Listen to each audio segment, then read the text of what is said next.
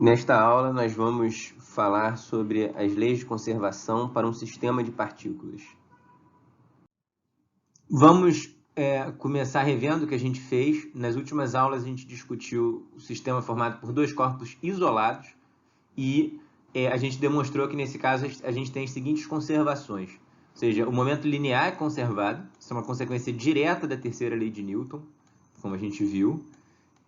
Além disso, a gente demonstrou também que o momento angular total do sistema é conservado, que é a soma do momento angular da partícula 1 com o momento angular da partícula 2, e também a energia ela é conservada nesse sistema, de modo que a soma da energia cinética da primeira partícula com a energia cinética da segunda partícula, com uma energia potencial que depende da configuração do sistema, a gente discutiu em bastante detalhe, a conservação de energia é bem sutil nesse problema, discutiu nos últimos vídeos, e a gente então tem essas 7 grandezas conservadas, 3 do momento linear, 3 do momento angular, 1 da energia. O nosso problema de dois corpos tem 6 graus de liberdade, então a gente usou isso para obter a solução exata. Quero lembrar também que essas leis de conservação do momento angular e da energia, elas passaram por uma consideração sobre a força entre a partícula 1 e 2, por considerações de simetria, viu que essa força ela depende só da distância entre as partículas e aponta sempre na reta que as liga. E isso foi muito importante para concluir essas leis de conservação. Então, eu peço qualquer dúvida, por favor, para vocês verem os vídeos anteriores. E agora o que a gente quer se perguntar é o seguinte: como fica essa discussão toda se o sistema de duas partículas não estiver isolado? Então, essa é a primeira modificação que a gente vai fazer e depois a gente vai passar para sistemas de mais de duas partículas. Então, a situação é que, de novo, eu tenho a partícula 1 interagindo com a partícula 2, meu sistema eu vou considerar que é formado só por essas duas partículas, mas o sistema não está isolado, de modo que na partícula 1 atua uma força externa, que a gente está denotando por F1 externo, e na partícula 2 atua uma força F2 externa. Então, as equações de movimento agora ficam diferentes. Então, eu tenho aqui a segunda lei de Newton para a partícula 1, a segunda lei de Newton para a partícula 2. Para a gente poder apreciar o quanto que esses casos são diferentes, vamos relembrar no caso isolado o que a gente fez. No caso isolado, a gente demonstrou que se a gente introduzisse essas duas variáveis, a coordenada do centro de massa, esse R, e a coordenada relativa, a gente demonstrou que a gente conseguia desacoplar o problema de duas partículas, ficar com um problema que envolve uma das equações só o centro de massa, e aí essa equação já diz que o centro de massa tem MRU, que é exatamente a lei de conservação do momento linear, e uma outra equação que envolve apenas a coordenada relativa, e que, se a gente tiver no referencial do centro de massa, essa é uma força central, e aí a gente com isso resolveu exatamente o problema. Como será que isso vai ficar nesse caso? Então vamos buscar qual é a equação para o centro de massa, agora quando a gente tem forças externas presentes. Pela definição do centro de massa, né, que estou relembrando aqui nesse retângulo vermelho, a gente vê que para achar a equação do centro de massa, eu posso somar essas duas equações. Aí o lado esquerdo já fica massa vezes a aceleração do centro de massa, e o lado direito, pela terceira lei de Newton, cancela as forças internas, de modo que a gente vê que o centro de massa ele basicamente enxerga só as forças externas. A aceleração do centro de massa ela é exclusivamente determinada pelas forças externas. Esse é um resultado extremamente importante, que vocês já devem ter visto em Física 1, mas tem algumas sutilezas que eu queria comentar daqui a pouquinho. Só chamar a atenção que nota que esse lado esquerdo eu posso escrever como sendo a derivada temporal do momento linear do sistema, porque a gente demonstrou que o momento linear do sistema, né, ele pode ser sempre escrito, o momento linear total, ele pode ser escrito como sendo a massa total do sistema vezes a velocidade do centro de massa, que é o r ponto. Então, a gente vê realmente que a taxa com que o momento linear do sistema varia é igual à força externa que atua no sistema. Então, isso é um resultado bem geral, bem importante. E se a força externa for zero, o somatório da força externa for zero, você recai nisso que a gente tinha obtido já para o caso isolado, em que a aceleração do centro de massa seria nula. Mas tem que tomar bastante cuidado com essa equação daqui, pela seguinte razão. Nota que esse lado direito, tá? Ele é uma função, em princípio, Essa força F1, ela depende do R1, tá? A força F2 depende do R2, de modo que essa soma daqui, ela em princípio vai ser função tanto de R1 quanto de R2. Eu sempre posso, em vez de usar as variáveis R1 e R2, eu posso sempre usar a variável de coordenada relativa e do centro de massa, tá? Basta você expressar o R1 e R2 em termos deles. Então, esse lado direito ele vai ser, em geral, uma função do Rzinho e do Rzão. Então, por que isso é extraordinariamente importante? Porque você vê, então, que quando tem força externa, não é apenas que o centro de massa não está mais em MRU. Isso é verdade, isso é importante. Mas é mais do que isso, porque no caso isolado, a gente tinha conseguido desacoplar o problema. A gente tinha uma equação só para R e uma equação só para Rzinho. E isso facilitou muito, possibilitou que a gente encontrasse a solução exata para partículas, para um sistema de duas partículas isoladas. Por outro lado, quando você agora tem forças externas, o centro de massa ele vai estar, em geral, acelerado, mas é mais profundo do que isso. Para eu saber o movimento do centro de massa, eu tenho que saber também como é que o Rzinho evolui no tempo. Então, você continua com o sistema de equações acopladas. Então, tem que tomar, é muito sutil a frase que a gente às vezes diz, né, que o movimento do centro de massa é determinado pelas forças externas. Tem que tomar cuidado, o que a gente pode dizer precisamente é a aceleração do centro de massa em cada instante, ela depende apenas da força externa do sistema. Mas a evolução do centro de massa, você vai ter que resolver um sistema de equações acopladas. Isso é extremamente sutil e eu quero enfatizar bastante isso aqui. Então, enquanto essa escolha de variáveis Rzinho e Rzão foram mágicas para a gente resolver o caso isolado, elas não necessariamente vão ser úteis para resolver o caso em que a gente tem forças externas, tá? Então, quando a gente tem um sistema não isolado, quer dizer, o que a gente pode afirmar é a taxa de variação do momento linear do sistema é a força externa que atua no sistema, e a gente pode buscar agora o que acontece com o momento angular do sistema. Para tanto, nós podemos fazer o seguinte, lembra que a variação de momento angular, a gente vê lá desde a Física 1 e nas aulas anteriores a gente comentou, né, que a variação de momento angular de uma partícula no tempo é o torque ao qual essa partícula está sujeita, né, designando o torque por esse talzinho aqui. Então, para eu buscar como é que o momento angular do sistema varia, a gente pode pegar essas equações e multiplicar por R vetor, que é primeiro eu multiplico por R1 produto vetorial, a segunda por R2 produto vetorial, do lado esquerdo e do lado direito. Pausem o vídeo, verifiquem que a conta dá o que está aqui embaixo. Em vez de usar R2 pontos agora, eu estou optando designar a aceleração por A1. Só uma notação diferente, mas é a mesma coisa. E por exemplo, para a partícula 2, para 1 vai ser análogo, mas o M2R2 vetor A2 é exatamente o DLDT. Tá? Vocês podem verificar isso explicitamente, porque o momento angular, quem é o L2? O L2 ele é M2R2 produto vetorial com a velocidade do 2. Então, quando você deriva esse cara no tempo, o que vai acontecer? Regra do produto, você tem dois termos, só que a primeira derivada vai dar o próprio V2. E V2 produto vetorial com V2 é zero, e de modo que sobra só o segundo termo. O segundo termo vai derivar esse cara, e aí dá exatamente o que está aqui, vai dar a aceleração do 2. E mesma coisa para o primeiro. Pausem o vídeo, verifiquem essa conta, é uma conta importante para a gente. De posse dessa conta, a gente fica com essas expressões aqui, e a gente, para ver a variação de momento angular do sistema, a gente soma essas duas equações. E aí, agora a gente, usando que a força que o 2 sofre devido ao 1 é menos a primeira força, a gente vê que o lado direito vai ter esse produto vetorial acrescido do torque externo. Então, o R1, produto vetorial com F1, é o torque externo na partícula 1, e o R2, vetor F2, é o torque externo na partícula 2. A soma deles é o torque externo total que o sistema sofre.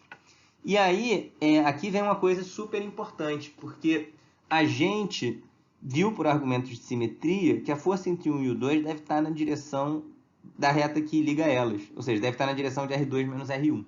Então, esse produto vetorial aqui é zero, tá? Portanto, a variação do momento angular total do sistema é o torque externo. Nota então que é uma equação bem parecida com o que a gente tinha para o momento linear. A variação do momento linear no tempo é a força externa ao sistema. A variação do momento angular total é o torque externo. Só que enquanto para o momento linear bastou a gente usar a terceira lei de Newton, para expressar a taxa de variação do momento angular do sistema, dessa forma, para valer essa equação, a gente precisou, além da terceira lei de Newton, do fato da simetria, que diz que essa força é paralela ao vetor posição relativa entre eles. Então, isso foi um ingrediente importante. Então, a gente tem essas duas equações, e com relação à energia, que a gente pode afirmar sempre, ponto de partida, teorema trabalho-energia, ou seja, a variação de energia cinética do sistema vai ser o trabalho total da força resultante, ou seja, vai ser o trabalho total realizado pela força interna e o trabalho total realizado pelas forças externas. E aí a gente discutiu bastante no vídeo anterior quais eram as condições para esse trabalho das forças internas ser conservativo. Quando ele é conservativo, eu posso dizer que esse trabalho vai ser menos a variação de energia potencial do sistema. Então, para sistemas em que as duas partículas interagem por uma força conservativa, a gente pode passar isso para o lado esquerdo. A gente vai ter, então, que a variação de energia do sistema, num dado processo, vai ser o trabalho da força externa, tá bom? Ou, então, se você preferir, pode falar em termos de potência. A variação da energia do sistema, onde essa energia, então, é cinética mais potencial, vai ser a potência da força externa, tá? Beleza, então para finalizar o vídeo, vamos comentar sobre as extensões para mais partículas. Como eu disse, os conceitos já apareceram todos nas duas partículas, então são comentários curtos. Então, quer dizer, imagine então que a gente tem um sistema de N partículas, de modo que eu estou dizendo que a massa da primeira vezes a aceleração da primeira vai ser a força que a primeira sofre devido à segunda, mais a força que a primeira sofre devido à terceira, assim por diante. E um termo aqui que dá conta da força externa. De modo que se você somar essas equações, e peço para vocês pausarem o vídeo, verificarem, vai cortar todas as forças internas. E é por isso que a gente escreve que a taxa de variação do momento linear do sistema, ele é dado pela soma das forças externas, tá? E aí, se o sistema foi isolado, você tem que essa grandeza, que sempre pode ser escrita como a massa total vezes a posição do centro de massa, essa grandeza vai ser conservada. Vocês podem fazer o cálculo também para o caso do momento angular, lembrando que o momento angular para esse sistema de partículas vai ser dado por esse somatório. E vocês vão ver que a taxa de variação do momento angular, ela é basicamente o chamado torque externo, tá? Para vocês fazerem essa demonstração, peço para vocês pausarem o vídeo, a demonstração é parecida com as que a gente fez para duas partículas. Vocês vão ter que usar o fato não apenas de que o F e J, ou seja, a força que o I sofre devido a J, vocês vão ter que usar não apenas que ela é menos a força que o J sofre devido ao I, né? Que o J sofre devido ao I. Vocês vão ter que usar também o fato de que essa força está paralela à reta que liga as partículas. Que aí, de fato, é que o torque da força interna cancela. Pausem o vídeo, tentem fazer essa conta. Qualquer coisa levem para o nosso encontro. A energia interna do sistema, ela vai ser, de novo, a mesma discussão, a variação da energia cinética. Ela vai ter um termo que é o trabalho das forças internas, o trabalho das forças externas.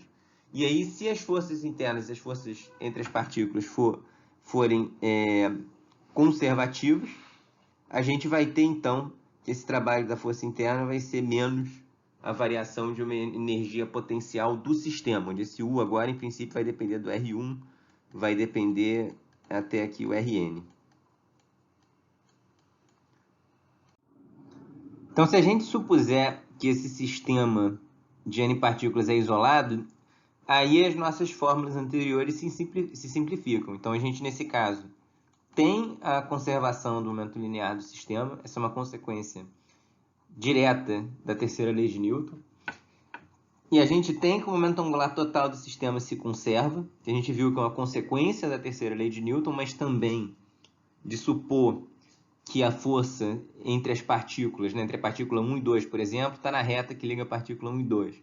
Entre a N e 1 está na reta que liga a N com a 1. A gente viu que precisou dessa hipótese também, que por razões de simetria a gente viu que é esperado, mas é importante a gente ter claro todas as hipóteses nos nossos resultados.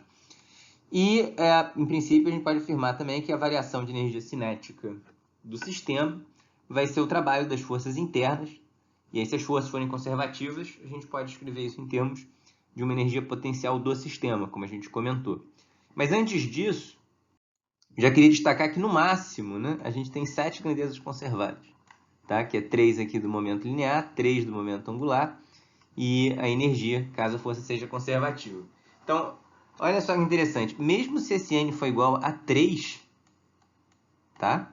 Que é o menor possível depois do que a gente já resolveu do n igual a 2, com n igual a 3 você tem 9 graus de liberdade. Então essas 7 grandezas conservadas elas não são suficientes para resolver o problema. De fato, não se conhecem soluções analíticas completas para o problema de 3 corpos, no máximo algumas soluções particulares que podem acontecer para certas condições iniciais específicas. É um problema fascinante, o problema dos 3 corpos. Ele foge aqui ao propósito, ao tempo do nosso curso, a gente aprofundar. Mas quem tiver curiosidade, depois eu passo a passar algumas referências, a gente pode discutir por fora. É um tema realmente muito rico, tá? Mas é realmente para comentar que quando a gente tinha 2 partículas, a gente viu que se o sistema não é isolado, a solução pode ser extremamente complicada. Mais cedo a gente comentou isso.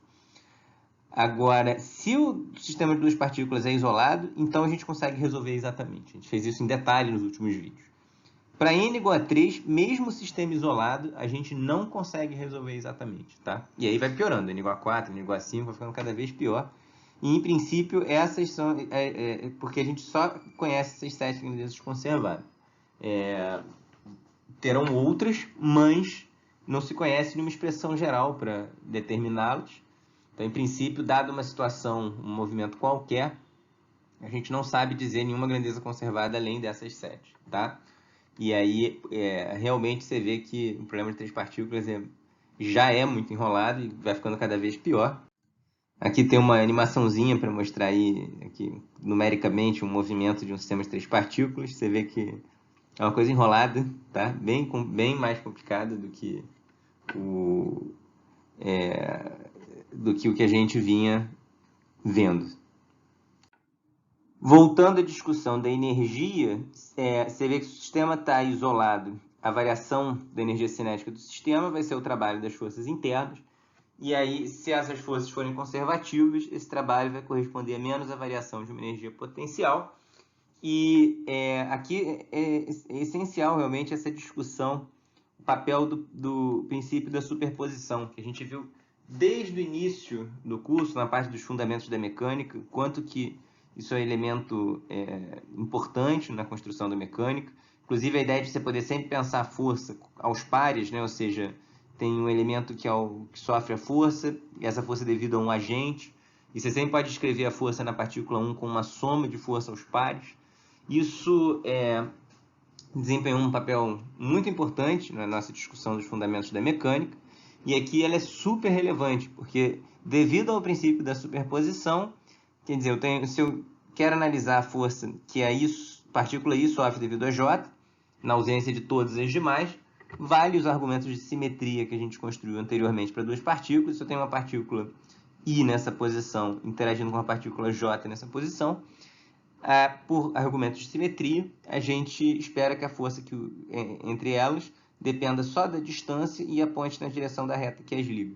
E aí, nesse caso, a gente viu que essa força ela pode ser escrita justamente como menos o gradiente aí de uma energia potencial, que vai ser função desse par, vai ser função desse R e J, tá? E aí, pelo princípio da superposição, a gente vê que realmente a gente vai ter uma força conservativa. E aí, nesse caso, a gente realmente tem que o trabalho das forças internas vai ser sempre igual a menos uma variação de energia potencial, que é dada por isso daqui. Então, só somando aos pares, porque a gente tem que, individualmente, par a par, a gente pode dizer que o sistema é conservativo. Então, a gente vê que realmente, por mais que quando a gente começou lá, o movimento de uma partícula sob ação de campo conservativo, a gente viu que só certos campos de força eram conservativos, parecia uma coisa meio específica, né? Mas as razões de simetria que a gente veio discutindo tanto nos últimos vídeos, elas asseguram que as forças fundamentais devem ser conservativas, deve ser possível você associar uma energia potencial a ela. Parte por isso que realmente esse conceito de você pensar a energia não como uma construção matemática, né? Mas como uma propriedade física do sistema, parte por isso foi ganhando cada vez mais força, né? E veio desembocar depois nas teorias de campos, a ideia de que efetivamente a sua energia do sistema, se ele estiver isolado, né, vai ser conservada, e aí vai ser a energia cinética e mais uma energia potencial que está armazenada nos campos. Essa ideia de que a gente pode representar sempre um sistema de partículas como interação fundamental aos pares está na base da ciência moderna. Então isso daqui vai dar a teoria de campos, e que é representada aqui por esses diagramas de Feynman, e a matéria condensada também, né? Que você pensa no sólido como partículas interagindo aí a partir de forças eletromagnéticas, elétrons, prótons, etc. E você, de novo, você tem aqui um problema de maneira que a energia total do sistema vai ser conservativa, o sistema como todo vai ser conservativo pelo fato das forças, a interação entre as partículas serem conservativas. E isso é fundamental, porque inclusive depois se envolver em mecânica quântica, que a gente sabe quantizar sistemas conservativos. Se o sistema for não conservativo, é uma coisa muito enrolada, muito difícil. Então o fato das forças fundamentais serem conservativas é base de, assim, praticamente todo o século XX, tá? Da física.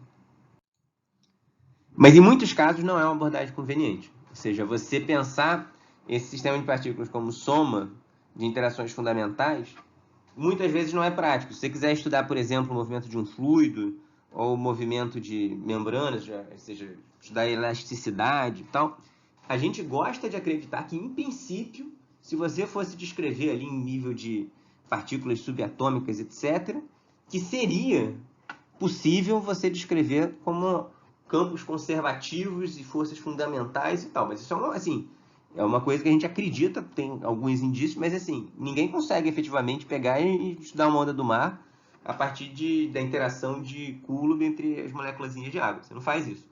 E ainda que seja possível, é muito importante destacar que em física é um conjunto de modelos. É importante você escolher os modelos mais adequados para cada caso.